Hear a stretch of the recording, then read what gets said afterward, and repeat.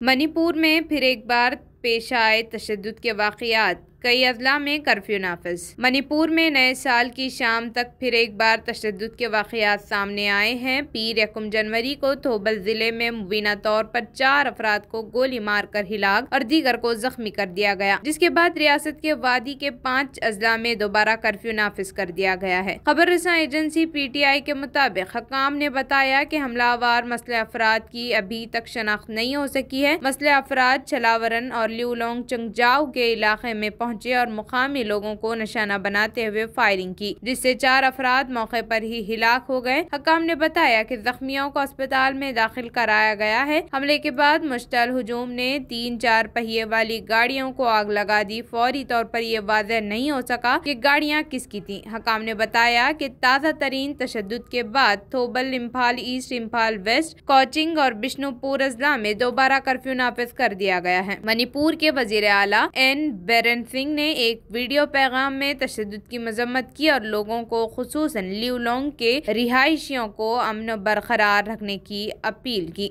इन्होंने कहा कि पुलिस मुजरिमों को पकड़ने के लिए कोशा है, इन्हें जल्द गिरफ्तार करके कानून के मुताबिक सजा दी जाएगी। मणिपुर में 3 मई 2023 को जात पात के तशद्दुद के फूटने के बाद अब तक 180 से ज्यादा लोग हिलाक और कई 100 जख्मी हो चुके हैं। 3 मई को इस वक्त तशद्दुद फूट पड़ा जब पहाड़ी अजला में एक कबायली एकजहती मार्च का इनकाद किया गया ताकि अक्सरियती मैथाई कम्युनिटी के मुतालबे के खिलाफ एहतजाज किया जा सके कि इन्हें शेड्यूल्ड ट्राइब का दर्जा दिया जाए। मैथाई लोग मणिपुर के आबादी के तकरीबन 53% हैं और वो ज्यादातर वादी इम्फाल में रहते हैं। कबायली नागा और कुकी 40% से कुछ ज्यादा हैं और पहाड़ी अजला में रहते हैं।